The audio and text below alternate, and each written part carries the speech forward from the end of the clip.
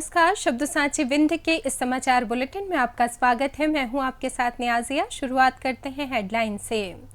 MCU के कुलपति बोले, तपस्वियों की तरह ना बैठें टीचर, न्यूज रूम से क्लासरूम की बढ़ाएं कनेक्टिविटी। रीवा की सुहागी घाटी पर भीषण हादसा, ट्रक से टकराया हाईवा। रीवा में लॉ स्टूडेंट की सड़क हादसे में मौत, कॉलेज से लौटते वक्त हुआ हादसा। रीवा के स्पोर्ट्स कॉम्प्लेक्स में निःशुल्क समर कैंप का आयोजन।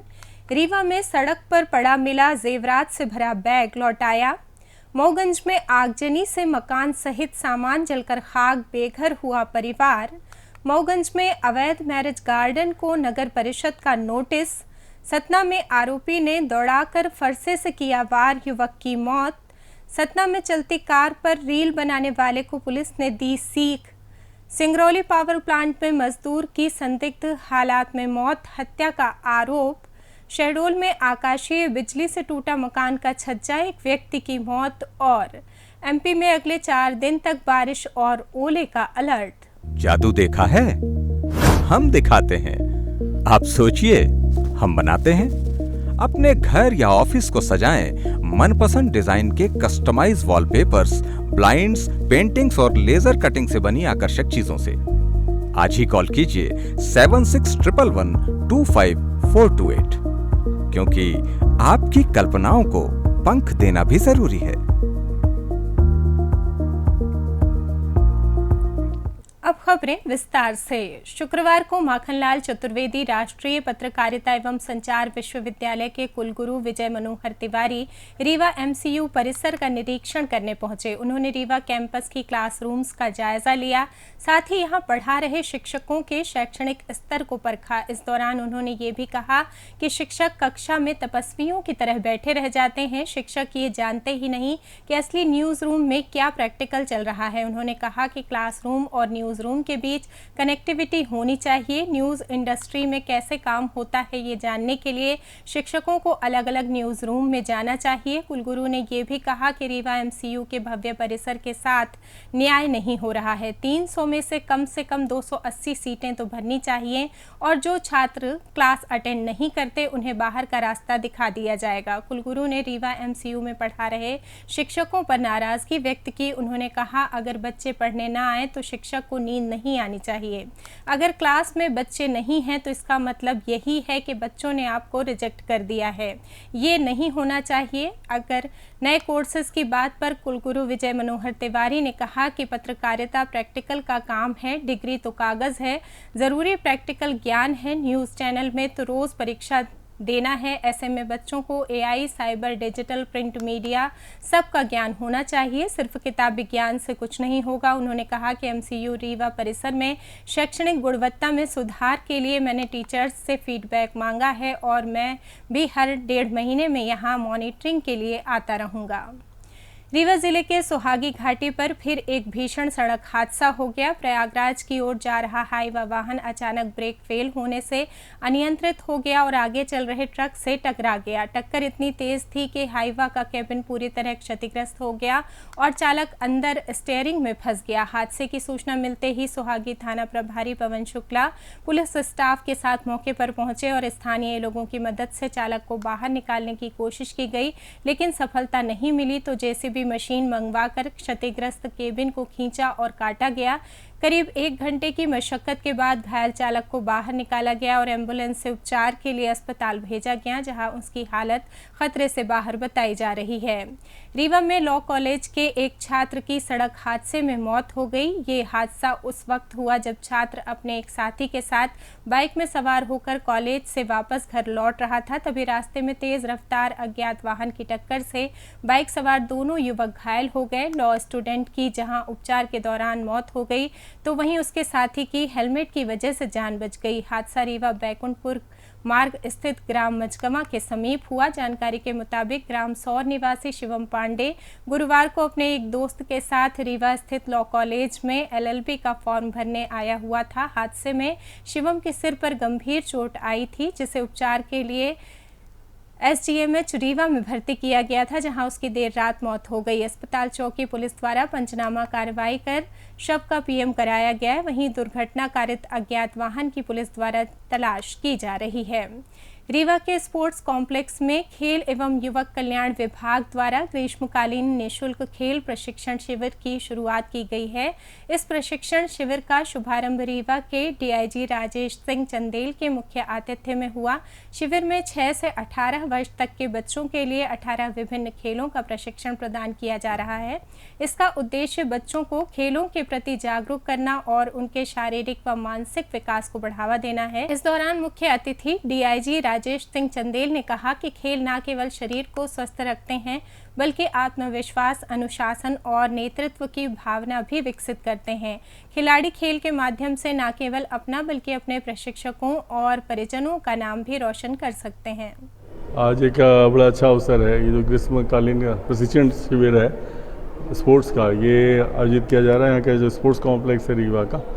तो मैं आज आया था यहाँ पे, मुझे बड़ा देख के लगा काफ़ी सारे बच्चे हैं और करीबन 18 खेलों में ये भाग ले रहेंगे। और मेरा इनसे यही कहना है कि ये अपने जो भी खेल में भाग ले रहे हैं पूरी कंपटीशन से, लगन से, मेहनत से करें और अपना और सबका नाम करें। और जो सुविधाएं यहाँ पर बहुत अच्छी हैं रीवा की, मुझे काफ़ी अच्छा यहाँ लग रहा है। और यहाँ पे हमारे धौलपुर साहब पहले भी मेरे साथ रहे हैं, तो मुझे उम्मीद है कि ये और पुराने इनके साथ में सिंह साहब वगैरह, विक्रम सिंह साहब वगैरह हैं, ये लोग और कोचेस एक अच्छा बच्चों को पारंगत करेंगे अलग अलग खेल विधाओं में और फिर वो बाद में हमारे सबका नाम करेंगे। खिलाड़ियों और युवाओं को क्या संदेश देना चाहेंगे सर? मेरा कहना है कि आदमी को इस टाइम पे कहीं भी कंपटीशन इतना तगड़ा है और उसमें प्रतिस्पर्धा की आदत होना चाहिए और ये जीवन के हर क्षेत्र में ज़रूरी है, लेकिन इसकी शुरुआत आपके शरीर से होती है। तो शरीर की फिटनेस के लिए स्पोर्ट्स में कोई से स्पोर्ट्स में आपको भाग लेना चाहिए। और एक बार स्पोर्ट्स में भाग लेते हैं, जीवन में उतार चढ़ाव चलते रहते हैं, लेकिन वो आदमी स्पोर्ट्स वाला ज़्यादा अच्छे से चीज़ें कर पाता है। तो मैंने इनको यही बोला कि फिट है तो हिट है का फार्मूला आप अडॉप्ट करिए और उनके गार्जियंस को भी मैंने कहा ज़्यादा से ज़्यादा इनको इसमें भाग लेने दीजिए ताकि इसका ये ले सकें और सीख सकें और अपने शरीर को अपने ऊपर नियंत्रण अच्छा कर सकें और अपना अच्छा एक्सेलेंस कर सकें। रीवा में एक व्यक्ति ने ईमानदारी की मिसाल पेश करते हुए गहनों से भरा हुआ बैग दंपति को वापस कर दिया। दरअसल ग्राम लोरी नंबर 3 थानागढ़ निवासी रामजी कुशवाहा और उनकी पत्नी सुधा कुशवाहा गुरुवार को बाइक से वैवाहिक कार्यक्रम में शामिल होने जा रहे थे। इसी दौरान रास्ते में उनका बैग गिर गया। बैग गिरने की जानकारी उन्हें ससुराल पहुंचने पर हुई, जिसके बाद उन्होंने वापस आकर देखा, लेकिन उन्हें रास्ते में कहीं भी बैग पड़ा हुआ नहीं मिला। इसके बाद देर शाम उन्हें एक फ़ोन आया जिसके माध्यम से उन्हें जानकारी दी गई कि आपका बैग सड़क पर पड़ा मिला है, जिसे आप कल सुबह आकर ले जाइएगा। इसके बाद आज सुबह वो लोरी नंबर 1 निवासी राजेश द्विवेदी के पास पहुंची, जहां उन्होंने अपने पूरे जेवरात सहित बैग को प्राप्त किया। राजेश द्विवेदी ने बताया कि कल वो अपने घर से जा रहे थे, इसी दौरान रास्ते में उन्हें ये बैग पड़ा मिला था, जिसे वो अपने घर ले आए और जब बैग की तलाशी ली तो उन्हें जेवरात सहित मोबाइल नंबर मिला, जिस पर फ़ोन कर उन्होंने पीड़ित परिवार से संपर्क किया और उन्हें आज जेवरात सहित बैग वापस कर दिया। मोगन जिले के शाहपुर थाना क्षेत्र अंतर्गत ग्राम मर्यादपुर में आज दोपहर आगजनी की घटना में मकान सहित सामान जलकर खाक हो गया। घटना की सूचना पर पहुंची दमकल ने आग पर काबू पाया। जानकारी के मुताबिक मर्यादपुर निवासी अवधेश साकेत के मकान में जब आग लगी उस वक्त घर के सभी सदस्य काम करने के लिए बाहर गए हुए थे। इस दौरान अचानक घर से आग की लपटें निकलने लगी और देखते ही देखते पूरा घर जल गया। इस घटना के बाद अब पूरा परिवार बेघर हो गया। पीड़ित के पास अब न रहने के लिए मकान है और न ही खाने के लिए अनाज बचा है। स्थानीय ग्रामीणों की सूचना पर पहुंची दमकल ने आग पर काबू पाया, लेकिन उसके पहले ही आग की लपटों ने सब कुछ खाक कर दिया था। मोगन जिले के नईगढ़ी नगर परिषद ने शुक्रवार को वार्ड 8 में स्थित शिव शक्ति मैरिज गार्डन को अवैध निर्माण का फिर नोटिस जारी किया है। नगर परिषद मैरिज गार्डन को इससे पहले 3 नोटिस जारी कर चुका है। पहला नोटिस 30 अक्टूबर को, दूसरा 12 नवंबर को और तीसरा 23 दिसंबर 2024 को दिया गया। मुख्य नगर पालिका अधिकारी हेमंत त्रिपाठी के मुताबिक निर्माण शुरू होते ही पहला नोटिस दिया गया था। मालिक ने नोटिस का कोई जवाब नहीं दिया। यहां विभिन्न कार्यक्रम आयोजित किए गए। कार्यक्रमों से उत्पन्न कचरे की सफाई की उचित व्यवस्था नहीं की गई। नगर परिषद ने अब आम सूचना जारी की है। इसके तहत जब तक मैरिज गार्डन वैध अनुमति नहीं लेता तब तक यहां होने वाले विवाह का प्रमाण पत्र जारी नहीं होगा। कचरा उठाने की जिम्मेदारी मैरिज गार्डन के मालिक और बुकिंग कराने वालों की होगी। वहीं मैरिज गार्डन के संचालक मंगलदीन सोनी का कहना है कि इंजीनियर द्वारा डायवर्सन करवाकर मंजूरी के लिए आवेदन दिया गया है। सतना के सिंहपुर रोड स्थित निया मैरिज गार्डन के पीछे खाली प्लॉट में एक युवक का शव मिला। मृतक की पहचान सुरदहा निवासी गोपाल श्रीवास्तव के रूप में हुई। मृतक नागौद के हरदोटोला में किराए पर रहता था और सड़वा रेलवे स्टेशन में ठेके पर सुपरवाइजर के पद पर कार्यरत था। पुलिस की प्रारंभिक जांच में सामने आया है कि घटना सुबह 8 बजे की है। गोपाल अपने एक दोस्त के साथ मोटरसाइकिल से सड़वा स्टेशन जा रहा था।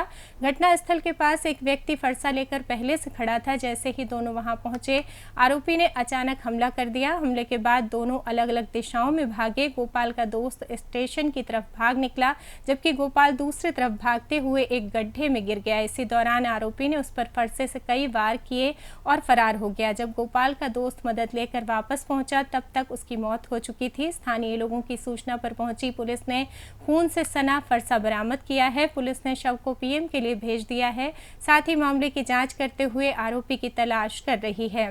सतना में युवक द्वारा चलती कार की खिड़की पर बैठकर बनाए गए खतरनाक वीडियो पर पुलिस ने कार्रवाई की है। युवक की पहचान इचौल निवासी अवध प्रजापति के रूप में हुई है, जो अपने साथियों के साथ तेज रफ्तार कार की खिड़की पर लटकते हुए वीडियो शूट कर रहे थे। वीडियो में बाघ का करेजा गाना जोड़ा गया था। सोशल मीडिया पर वीडियो वायरल होने के बाद शब्दसाची विंध्य ने इस मामले को प्रमुखता से उठाया, जिस पर सतना एसपी आशुतोष गुप्ता ने इसे संज्ञान में लिया। एसपी के निर्देश पर पुलिस ने वीडियो की जांच कर युवक की पहचान की। सभी को थाने में बुलाया गया। थाने में पुलिस ने युवकों को यातायात नियमों की जानकारी दी।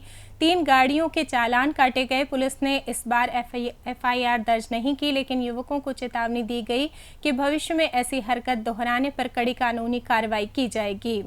सिंगरौली जिले के खैरही गांव स्थित निजी पावर प्लांट के निर्माणाधीन फ्लाई ऐश डाइक में एक मजदूर की संदिग्ध हालात में मौत हो गई। मृतक की पहचान खैरही गांव निवासी 30 वर्षीय अली अहमद के रूप में हुई है। मृतक के पिता इब्राहिम अहमद के अनुसार अली गुरुवार रात 9 बजे नाइट शिफ्ट के लिए काम पर गए हुए थे। सुबह तक घर नहीं लौटने पर दोपहर में उन्हें सूचना मिली कि उनका बेटा रेत के ढेर में दबा मिला है। परिजनों ने हत्या का शक जताया है। वहीं खैरही के सरपंच मुश्ताक अहमद ने आरोप लगाया है कि कंपनी मजदूरों को सुरक्षा उपकरण नहीं देती है। उन्होंने कहा कि अली की मौत के बाद शव को छिपाने का प्रयास किया गया, लेकिन साथी मजदूरों ने देख लिया। घटना की सूचना पर बड़ी संख्या में ग्रामीण मौके पर पहुंच गए। कानून व्यवस्था बनाए रखने के लिए माडा थाना पुलिस तैनात है। थाना प्रभारी शिवपूजन मिश्रा ने बताया कि मामले की जांच की जा रही है और दोषियों पर कार्रवाई की जाएगी। बता दें कि इसी पावर प्लांट में 2 महीने पहले ग्रामीणों ने हमला कर आधा दर्जन से अधिक वाहनों में आग लगा दी थी। इस घटना के बाद एक बार फिर क्षेत्र में तनाव की स्थिति बन गई है। शहडोल जिले के बुढ़ार थाना क्षेत्र के वार्ड 1 में भुतही तालाब के पीछे बारिश के दौरान आकाशीय बिजली गिरने से मकान का छज्जा टूटकर 53 वर्षीय राकेश तिवारी के ऊपर गिर गया। घटना के समय वो अपने घर के आंगन में छज्जे के किनारे बैठे थे। घटना 1 मई देर रात की है। स्थानीय लोगों के अनुसार तेज चमक के साथ आकाशीय बिजली छज्जे पर गिरी। इससे छज्जे का एक हिस्सा अचानक टूट गया। परिजन और पड़ोसी तुरंत राकेश को सामुदायिक स्वास्थ्य केंद्र बुढ़ार लेकर आए, लेकिन अस्पताल पहुंचने से पहले ही उनकी मृत्यु हो गई। थाना प्रभारी बुढ़ार संजय जायसवाल के अनुसार शुक्रवार सुबह शव का पोस्टमार्टम कराया गया। इसके बाद शव परिजनों को सौंप दिया गया। पुलिस ने मर्ग कायम कर मामले की जांच शुरू कर दी है। मौसम की बात करें तो मध्य प्रदेश में साइक्लोनिक सर्कुलेशन के एक्टिव होने से ओले बारिश का दौर जारी है। पिछले 6 दिन से प्रदेश के आधे हिस्से में मौसम बदला हुआ है। कहीं तेज आंधी बारिश हो रही है तो कहीं ओले भी गिर रहे हैं। पिछले 24 घंटे में जबलपुर, ग्वालियर, मुरैना, भिंड समेत 22 जिलों में पानी गिरा। 10 जिलों में आंधी चली। मौसम विभाग के मुताबिक शुक्रवार को 5 जिले छिंदवाड़ा, पांढुर्णा, सिवनी, मंडला और बालाघाट में ओले गिर सकते हैं। प्रदेश में अगले 4 दिन तक ऐसा ही मौसम बना रहेगा।